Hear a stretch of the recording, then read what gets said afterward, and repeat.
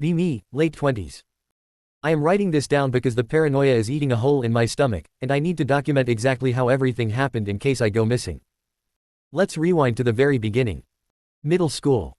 I was a late bloomer, and by late bloomer, I mean I was essentially a hobbit. I barely scraped 5 feet 5 on a good day, chronically skinny, with zero physical presence. Then there was Sam. Sam was a freak of nature in the absolute best way possible. By age 14, she had completely bypassed awkward puberty and shot up to 6 feet 1. While the other girls were experimenting with makeup and talking about boys, Sam was joining varsity wrestling, dominating track and field, and practically living in the weight room. She was built like an absolute Amazon. Broad shoulders, a thick, solid core, and legs that looked like they could crush cinderblocks. Somehow, against all laws of the high school social hierarchy, we became best friends. We were the absolute weirdest duo alive. We bonded over a brutal, unspoken trade-off of humiliation. She would drag me out to the local courts and absolutely destroy me in basketball. She'd bounce me off the pavement, block every single shot into the stratosphere, and laugh her booming laugh while I wheezed on the asphalt. In return, we'd go down to my basement, crack open some sodas, and I would mercilessly annihilate her in Super Smash Bros., Mario Kart, and Halo. I'd run circles around her, snipe her across the map, and teabag her digital corpse until she literally threw the controller at my head. We fought off bullies together. Guys loved to mock my height, and mean girls loved to call Sam a man-beast, or a giant freak. We didn't take it. One time a junior named Brad dumped my backpack in a muddy puddle and shoved me into the dirt. I bit his shin hard enough to taste copper. When he reared back to punch me, Sam appeared out of nowhere. She literally lifted a 170-pound teenager by his belt and collar, hoisted him off his feet, and hurled him over a row of metal trash cans. "Nobody touches my player too," she grinned, wiping a smudge of dirt off her cheek. Fast forward to our early 20s. We go to the same college, we end up sharing an off-campus apartment. Things are so completely normal. The dynamic is perfect. It's a random Tuesday night. We're eating terrible, greasy takeout on the couch, watching some garbage movie. She's sprawling across 3 cushions, her massive, heavy legs draped straight over my lap like I'm a piece of furniture. "Anon, your posture is absolute garbage," she says around a mouthful of pizza, lazily poking my ribs with her big toe. "And your aim in Overwatch is garbage, pass the controller," I shoot back, nudging her heavy calf off my thigh. She laughs, this big, rich sound, and suddenly leans over, wrapping a giant, muscular arm around my neck in a half headlock, pulling me tight against her side. "You're lucky you're my best friend, Tiny," she grins, aggressively ruffling my hair with her free hand. If anyone else talked to me like that, I'd throw them straight through the drywall. Yeah, Amazon woman. Let go, I'm trying to play." She squeezes tighter for a second, her heavy chest pressing against my shoulder, radiating body heat. "Make me." I elbow her side, she laughs and lets go. It was always exactly like that. Friendly, physical, full of rough banter. I was completely blind to the underlying reality. Because around this time, I finally grew into my looks. Hit the gym a bit, dressed better, got a decent haircut. I started actually getting girlfriends. And the curse began. First was Emily. Cute, quiet, artsy. We date for 2 months. Everything is amazing. I introduce her to Sam. Sam is super welcoming, plays the cool best friend perfectly. "Oh, we have to exchange numbers, let's do a girl's day," Sam says. A week later, Emily gets distant. Won't look me in the eye. 2 days after that, she dumps me via a text message. "I need to figure myself out. Please don't contact me." Next semester is Sarah. Same exact pattern. We date, she meets Sam, they text, Sarah ghosts me. Sarah completely transfers out of my major just to avoid walking past me in the halls. I'm deeply depressed. I think I'm inherently toxic. I think I'm a terrible boyfriend. Sam is always there to comfort me. She brings me beer, plays games with me until 3 a.m., and tells me they were just shallow, weak girls anyway. "You don't need them," she'd say, resting her heavy hand on my shoulder. "You've got me." Then came Chloe. Chloe was the one. Smart, beautiful, laughed at all my stupid jokes. We make it a record 4 months. I am legitimately in love. Then, Chloe meets Sam at a party. 2 weeks later, I come home from work early because I forgot my laptop. I walk into my room and Chloe is rapidly packing her bags. She looks pale, terrified, and deeply ashamed. She practically jumps out of her skin when I walk in. She refuses to give me a straight answer. She just cries, runs into the bathroom, and locks the door, leaving her phone sitting unlocked on my bed. I'm weak. I'm devastated. I snoop. MFW. I open her texts. MFW. The very top, most active conversation is with Sam. I start scrolling, and the bottom drops completely out of my stomach. My ears start ringing. My bisexual, Amazon best friend has been methodically hunting, seducing, and destroying my girlfriends. The texts are filthy, unbelievably graphic. But worse than the hookups is the sheer psychological manipulation. Sam is actively convincing them I'm a pathetic loser. She's telling Chloe things like, he's too small to protect you. He doesn't know what you need. You know how I make you feel when I hold you down. Let me show you what a real woman can do. She'd sleep with them, convince them to dump me, date them in secret for exactly 1 week, and then brutally, coldly ghost them. She left them so riddled with guilt, confusion, and shame that they couldn't even look at me ever again. I see absolute red. My vision is actually swimming. I text Sam to come home immediately. 20 minutes later she walks in, wearing gym clothes, a protein shaker in hand. Hey loser, what's up? I take the printed screenshots I just made and throw them as hard as I can right at her chest. The papers flutter down around her heavy boots. She freezes. She looks down at the papers. For a split second, she looks genuinely guilty. But then it fades, replaced by an annoyed, almost bored expression. Like a predator caught playing with its food. Why the fuck would you do this, Sam? I am screaming. My voice is cracking. I am shaking with rage. To Emily. To Sarah. To Chloe. You ruined my life. You ruined everything. She sighs, leaning against the doorframe, her massive, broad frame taking up the entire space. They weren't good enough for you, Anon. They were weak. They folded the second I put an ounce of pressure on them. You deserve better.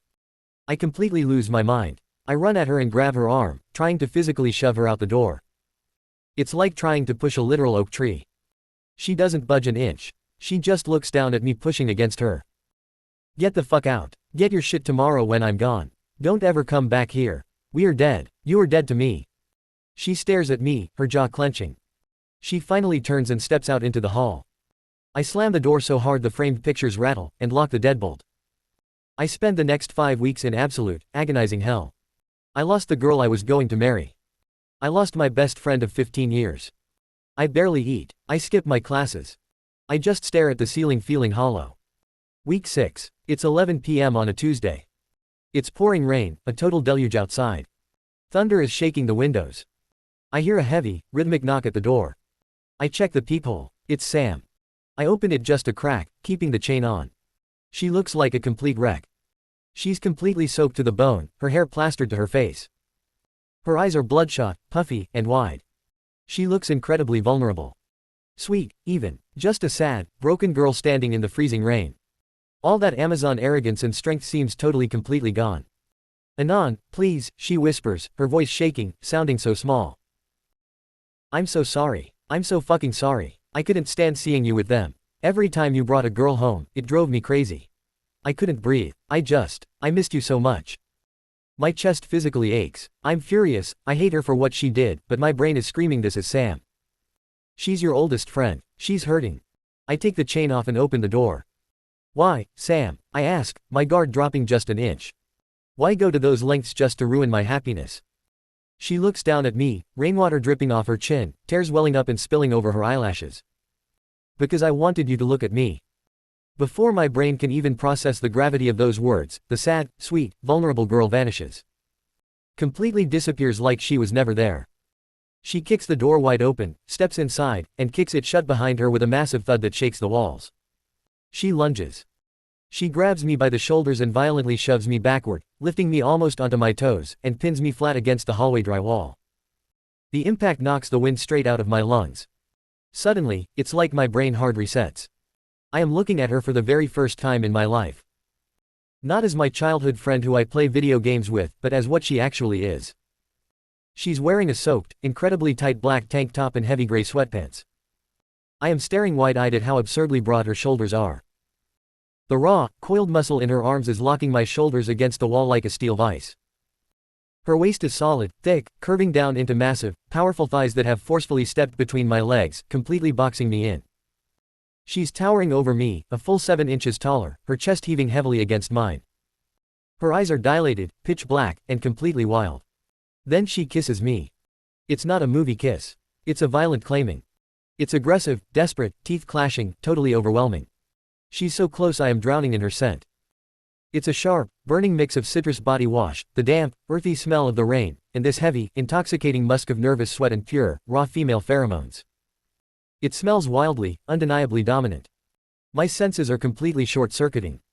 I'm in shock. I bring my hands up to her chest to try and push her back.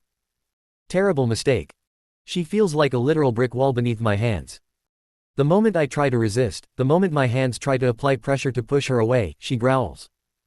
An actual, deep, feral growl vibrates deep in her chest. Her sadness is a distant memory. She is instantly angry, fiercely horny, and terrifyingly dominant. She presses her entire heavy, athletic body flush against mine.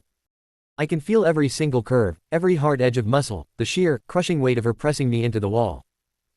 Her intoxicating, heavy citrus musk scent fills my lungs, suffocating me, making me dizzy. Don't you dare, she breathes heavily against the shell of my ear, her massive hands sliding down my arms and gripping my wrists, tightening until my fingers literally go numb. I cleared them all out so it would be just us. You're mine now. I try to squirm away, turning my head. She just shifts her weight, her massive thigh pressing up hard against my crotch, pinning me so tightly I can barely breathe. She's completely obsessed. There is no reasoning with her. The next day, she formally unpacks all her bags. She takes up half the closet again. There was no, "Do you want to be my boyfriend?" conversation. There was no discussion. She just decided, right then and there, that I belonged to her, and she acted accordingly. I'm too unsure of what to do. The dynamic is shattered. She's acting scary as hell. But the ultimate mindfuck is, she's still Sam. She still cooks my favorite meals. We still play Halo. I still love her in this deeply confused, terrifying way. I know if I reject her outright now, after she's claimed me, it will completely destroy her mentally. But I am no longer her equal. I am her possession. If I try to keep my distance, to sit on the armchair instead of the couch, she doesn't tolerate it. She walks over, lifts me out of the chair by my waist like I weigh absolutely nothing, drops me onto the center of the couch, and instantly straddles my lap. I try to push her heavy hips off me. Sam, seriously, I need some space to breathe. Her eyes instantly go dark. She leans her entire upper body weight down, pinning my wrists to the cushions, her massive thighs squeezing my waist like a python. She grinds down slowly, a low growl forming in her throat. You're such a tease, Anon, she whispers, her breath hot against my neck, smelling deeply of that intoxicating citrus and raw musk. Fighting me just makes me want to crush you. You know you like it when I hold you down. Stop squirming and let me take care of you. If I try to walk to another room to escape her overwhelming affection, she simply steps in front of me, cornering me, blocking the entire doorway with her massive frame. She gets that dark, horny look in her eye, traps me under her heavy body against the doorframe, and kisses me until I stop resisting. I live as a willing hostage to her massive, suffocating love for 3 months. I am exhausted. It peaks at the grocery store in late November. We're at the checkout. The cashier is a cute, petite blonde girl. She smiles at me, makes a little joke about the amount of protein powder we're buying. I laugh politely. Instantly, the air around me drops 10 degrees. Sam steps up right behind me. Her massive arm wraps around my waist, her large hand gripping my hip hard enough to leave bruises later. She pulls my back completely flush against her solid, hard stomach. That intimidating, musky scent radiates off her in waves, filling the checkout aisle. She glares absolute daggers at the cashier. She doesn't say a word, just stares with this psychotic, territorial intensity. The poor girl physically recoils, stops smiling, bags the groceries in terrified silence, and hands the receipt with violently trembling fingers. We get to my car. The second the doors shut, Sam completely loses it. She climbs over the center console, practically crushing me into the driver's seat. She's furious, that dark, dominant look taking over her face. She traps me under her body, kissing my neck aggressively, biting my collarbone until I gasp in pain. You only look at me, she commands, her breath hot and smelling heavily of citrus. You don't talk to them. You don't laugh with them. Tell me you only look at me. I have to beg, plead, and promise I only want her just to get her to let me sit up and drive home. I can't take it anymore. The obsession is suffocating me. I am losing my mind. I hatch a desperate, risky plan. In December, I fake a frantic phone call. I hang up, looking pale. I tell her my dad had a minor heart attack. I tell her I need to drive out to my parents' house, 6 hours away, to help my mom sort things out for a week. She immediately goes to the closet and starts packing a duffel bag. I'm coming with you. Absolute panic spikes in my chest. No, Sam, please. It's It's a family-only thing right now. My mom is a total mess. Having my new girlfriend there who used to be my best friend, it's too much for them to process right now. Please, let me do this alone. She argues. She gets angry. She tackles me onto the bed, trapping my wrists above my head, demanding to know if I'm trying to leave her. Her scent is overwhelmingly strong, pure paranoid, angry musk. I lie through my teeth. I kiss her back. I tell her I love her. I tell her I'll FaceTime her every single night. She finally relents, but she watches me pack my bags with dark, highly suspicious eyes. She stands in the driveway, arms crossed, watching my car until I turn the corner. The second I get on the highway, I floor it. I drive for 6 hours straight, checking my rearview mirror constantly, sweating, half expecting to see her massive black truck barreling down the highway behind me. I walk through my parents' front door, drop my bags, and completely break down weeping on the foyer floor. I tell my parents everything. The sabotage, the mind games, the physical wall pinning, the Amazon hostage situation I've been living in. My dad looks horrified. My mom, bless her, goes into pure, tactical survival mode. She makes phone calls. We contact the local police in my college town, but they say since she hasn't technically hit me or threatened my life in writing, there's not much they can do besides a flimsy restraining order, which she would absolutely ignore. So we take the nuclear option. I don't go back. My parents hire a specialized moving crew to clear out my apartment while I know Sam is at her 8-hour shift at the gym. I drop out of my college program via email. I change my phone number. I completely delete every single social media account I have ever made. I wipe my digital footprint entirely clean. My parents have extended family up in Maine. A quiet, freezing, boring logging town right on the coast. I pack my bags, say goodbye to my parents, and move 2,000 miles away to start a completely new life. It's been almost 18 months now. I have a new job working IT for a local firm. A new, small apartment on the second floor. No one here knows me. No one knows my history.